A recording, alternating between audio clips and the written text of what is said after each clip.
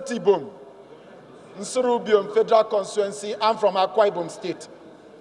Mr. Speaker, I thank you for this opportunity to make my contribution in this matter that is at the front burner of the Federal Republic of Nigeria today, which is the security of our country and the security of lives and property of the citizens of Nigeria.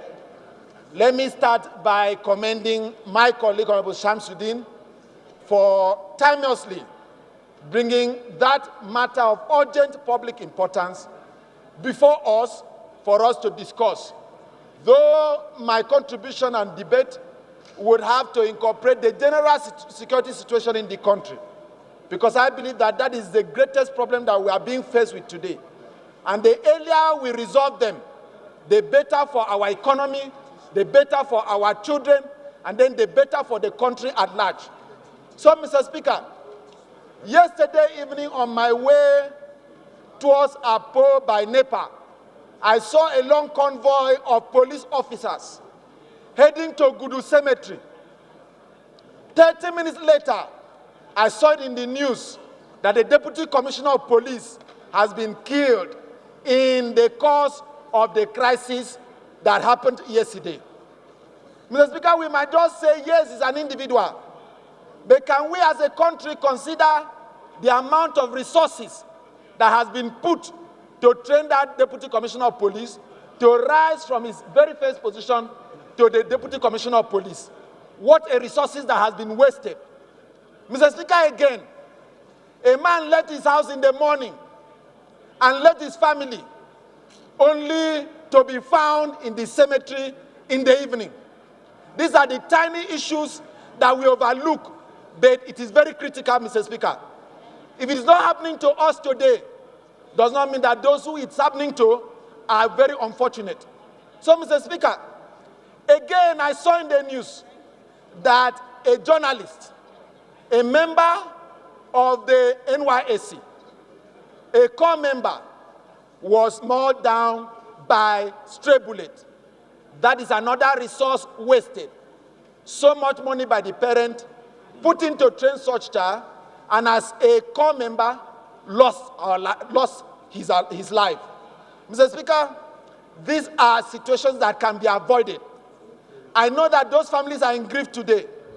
I rise first to condole with the Inspector General of Police and the entire police force on the demise of that Deputy Commissioner of Police, and to say that it is a great loss, not only to the police force, but to the country at large. And I condole with the family of that young child, that journalist, that core member, who has found himself mauled down by stray bullet.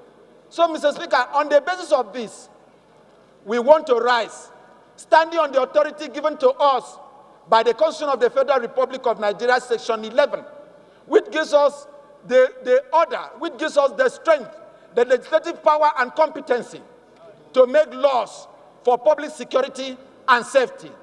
Not only because of this issue of Islamic movement at the Federal Republic, at the Federal Capital Territory, but a whole lot of other issues of security infraction that are happening across this country. Mr. Speaker, I was in your entourage to Zamfara. That was a proactive action that you took to be able to go to Zamfara and listen to the people of Zamfara. And with that, you were able to come out with solutions that would meet the challenges that we meet on ground in Zamfara. Mr. Speaker, I want to appeal that this House, whether in an executive session or as represented by the leadership, should please go into a closed-door meeting with the security agencies of this country. We are glossing over these issues day after day, and it is gathering storm. Mr. Speaker, many diplomatic missions, many embassies have issued travel warning to their citizens living in this country. That does not portend well for our security. That does not portend well for our economy. That does not speak well for our investment. We are hoping to be able to bring down our debt through foreign direct investments, sir. Investors will not come if we are not seen as being proactive in resolving these issues of security challenges in this country. So on this note, Mr. Speaker, I want to urge that the leadership of this House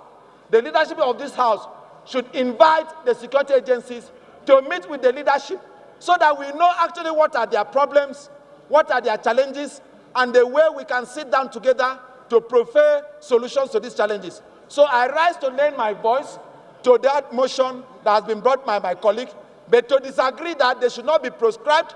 Instead, there should be an avenue where their grievances are heard. And like I said in the last time where I debated on this issue, Mr. Speaker, please, if there are valid court order asking for the federal government of Nigeria to act by releasing the leader of that movement, valid court order, without any appeal, I want to ask that those court orders should actually be obeyed so that we can get to the root cause of this issue, and then we would survive as a country and we have solved the challenges of security that is gradually gathering across the nooks and crannies of this country. Those are my humble submissions, Mr. Speaker.